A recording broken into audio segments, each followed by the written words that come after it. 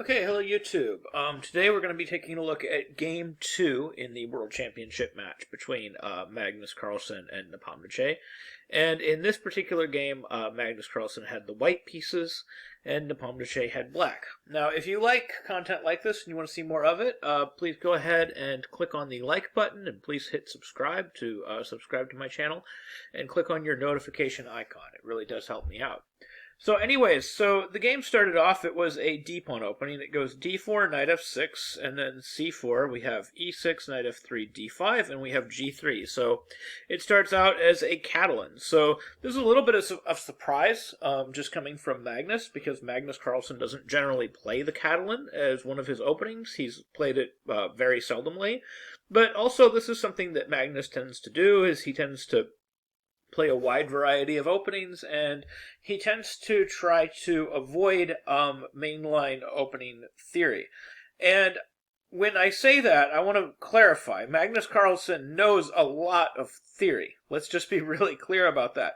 What he's trying to do is he's trying to avoid other people's preparation. So he's always trying to find ideas that they're a little less familiar with, ideas that are a little bit lesser played, and he's trying to find ideas that are a little lesser known. As a matter of fact, in this particular game, Magnus Carlsen, he actually stepped outside of my preparation, so I wouldn't be surprised if he stepped outside of Nepomniachtchi's preparation with the variation that he chose. So it continues with bishop e7, bishop g2, castles, and Nepomniachtchi plays really the only thing that people can play here on the GM level, and I do a video on it, on how to face the Catalan. Nepomniachtchi basically plays the exact same line, which isn't surprising because Nepomniachtchi and I happen to share an opening repertoire, so that's one of the joys of watching this particular World Championship match for me, is watching somebody basically play all of my openings. So Nepomniachtchi plays d captures c4, which is known as the open Catalan, and Carlsen responds with queen to c2. So the move queen to a4 is also possible to recover the pawn, and in that case, black would respond with a6. And of course, the difference between the move queen c2 and queen a4, it's a little subtle. If queen c2, if black plays a6, white doesn't have to play the move queen captures c4, allowing b5, which is kind of a known equalizing line. Against queen a4, that's what would happen. We would have queen a4, and then we would go ahead and play a6, and white doesn't have a better move. White would have to play queen c4, and then we have b5, queen c2, bishop b7 is kind of just known to equalize for black without giving white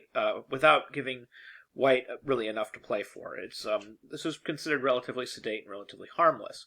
So the difference is when you play queen c2, if now black chooses to play a6, white can respond with a4 and doesn't have to play queen captures c4 right away. So this also leaves open the possibility of playing b5 right away. Now here, Magnus doesn't play the main move. He actually plays a move here that I normally see from weaker competition. He plays a move that I've seen from guys rated around the 2000 range that don't really know exactly what's going on. So the move that he plays here is the move knight to e5. Now the normal move is a4 and then b4, and then I give a lot of analysis on this variation in my video facing the Catalan. I do give some brief analysis on the move knight e5, and in that video I recommend the move that Nepomniachtchi plays. There are two moves here. There's knight d5 and there's c6. Nepomniachtchi actually played c6, which is actually the move that I recommend in my video on facing the Catalan. Unfortunately, the only move that I really gave to demonstrate the ideas behind c6 in that video, I believe, was just the move knight takes c6, and then after knight c6, bishop c6, rook b8. This position is actually pretty good for black, and, I gave the position in the video. I believe I just said this was slight edge black, which is totally accurate.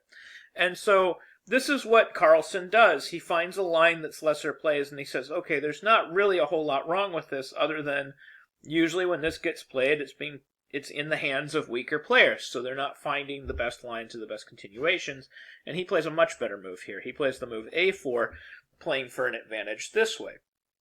And it's at this point, after a4, I'm personally a little clueless on exactly what to do. I think Nepomniachtchi responded correctly. Knight d5, it's probably the same move I would have played in this position. You have to just kind of take the pressure off of the c6 square, and of course at any point when white plays e4, you're going to meet this with knight b4, and the knight being able to come to that d3 square should be Very good. Carlsen responds with knight to c3, and then black plays, again, I would think the only move that you kind of can play here. You have to finish your development. You can't play knight d7 without hanging this pawn on c6, and other moves are just really awkward here, so you kind of got to kick this knight away with the move pawn to f6, and then after the knight retreats, he's got to hold together his pawn chain with the move queen d7, so I can't fault any of these moves at all. Magnus plays e4, and then Nepomniachtchi plays knight to b4. So my impression of this position, just as somebody that actually plays these lines with black, is usually under these conditions, I would say black has an advantage here.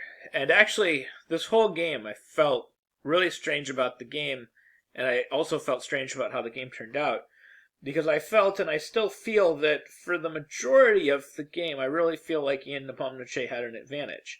The position's really messy, and it's not easy to figure out exactly what's going on most of the time.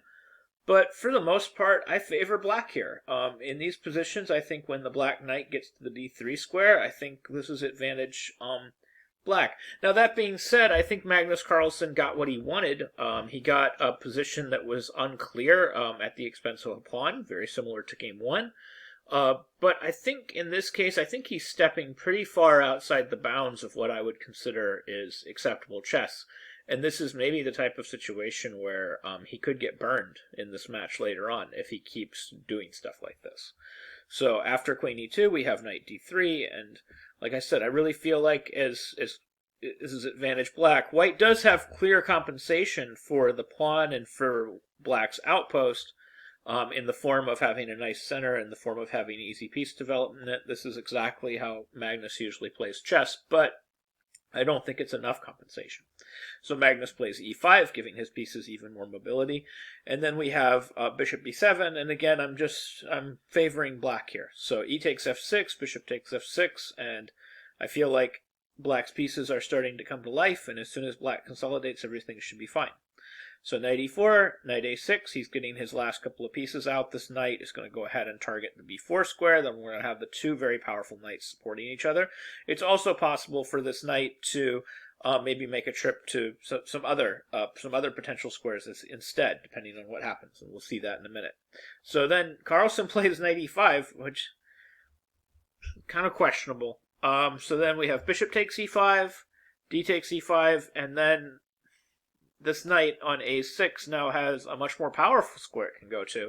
It can go to c5. And I think at this point, I think it's just clear advantage black. I think that Magnus, in his opening preparation and his desperate need to find something that Nepomniachtchi was unfamiliar with, has kind of just stepped outside of the bounds of what should be considered good chess. Black has consolidated his position. He has a solid extra pawn. He has more space. He has a ridiculously powerful outpost on d3. I don't know what else to say about this. If this is an advantage black, then, I guess the Catalan has broken chess, and we can just all win by just playing the Catalan and giving up a pawn and a d3 outpost for absolutely no compensation. The computers agree with me. They think that black is better here, and just mistakes were made later. But this is another thing that Carlsen, maybe this is the big advantage that Carlsen has in this match, is that Carlsen can step outside the bounds of what is good and acceptable chess, and maybe Magnus can still hold draws in these types of situations, even if Nepomniachtchi's preparation is much better than Magnus's.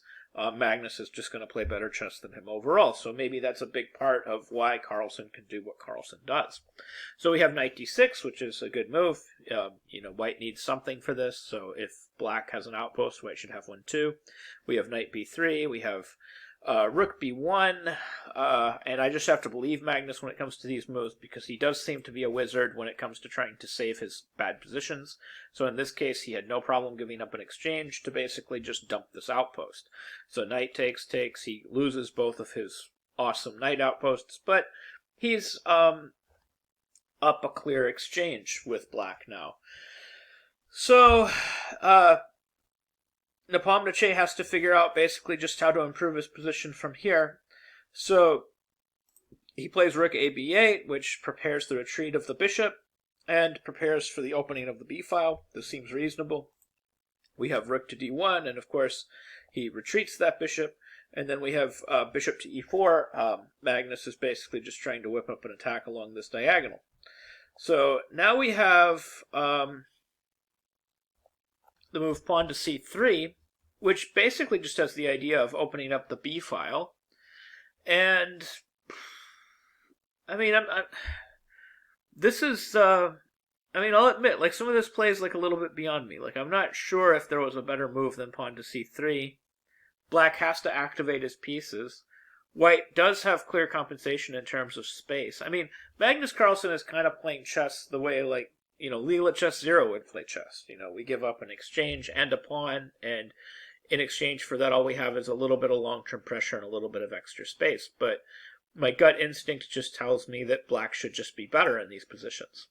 So c3, okay, I mean, it seems reasonable. So c3, and then we have queen c2, and then that puts pressure on h7. That kind of forces g6, and then we have bc3, b captures a4, opening up the b file for black, which seems to be what black kind of wanted to do. And then we have queen takes a4, rook fd8, just putting that piece in the center, but also just kind of preparing to play the move pawn to c5, where this final piece would finally come to life, and we would have complete development of all of black's pieces. So we have c4 trying to trade queens. Carlsen says, no, I'm not going to trade queens. And then we have this exchange, and then we have knight to e4, and he's threatening the move knight to f6, so that requires a king move. We have the knight coming back to d6. And, I mean, what's really interesting about this position is it's not clear, after all the simplifying moves, it's not clear that black has any advantage, which kind of blows my mind. All Carlsen ever really had for the material was a little bit of extra space and a little bit of lasting pressure.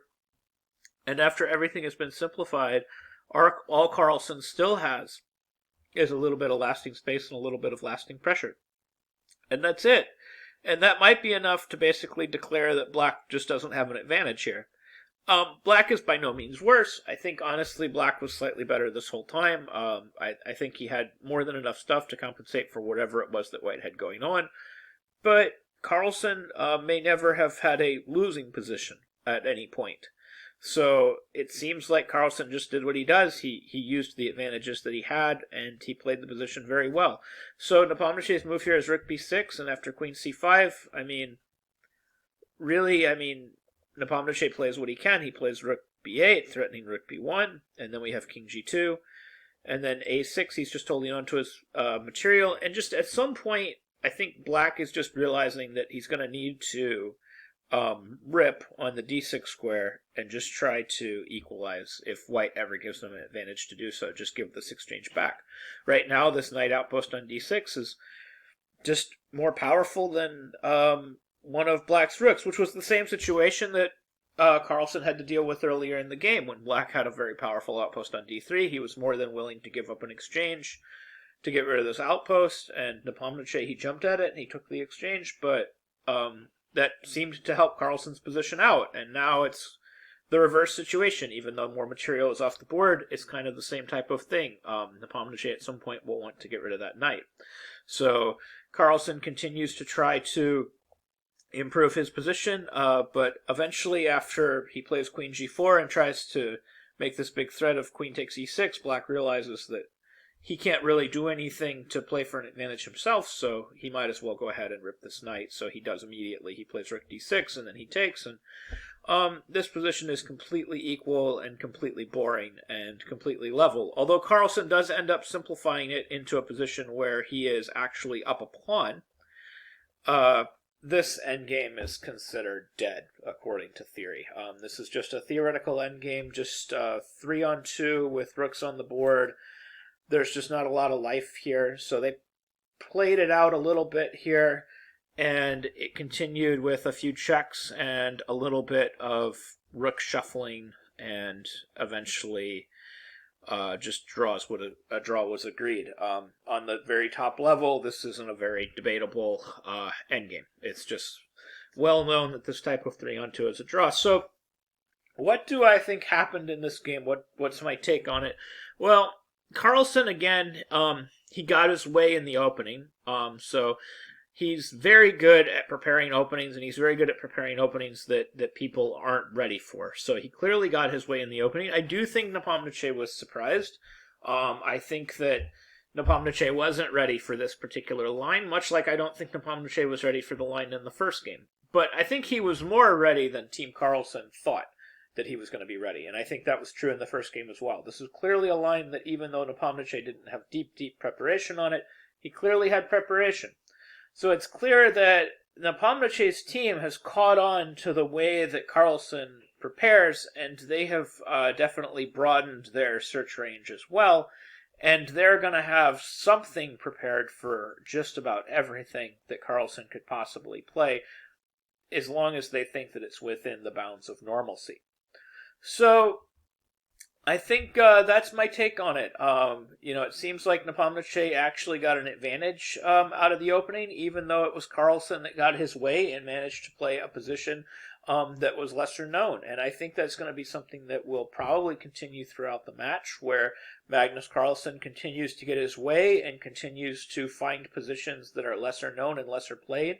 I think that Carlsen, just because of the way he plays and because of all the things that he's willing to play, is just naturally going to be able to steer the game into his own territory. But the question is, how well will Nepomniachtchi be prepared once Carlsen gets to that territory? And so far, the answer to that question has been quite well compared to some of Carlsen's other opponents. He was able to get an advantage in this game, and in the previous game he was able to hold a position that's just not very well known. So anyways, so far 2 games, 2 draws. That was game 2, and we'll go ahead and we'll keep covering this, and I will come out with a report on games 3, 4, and 5 as soon as I get a chance. Thank you very much for watching, and I hope you learned something new about chess.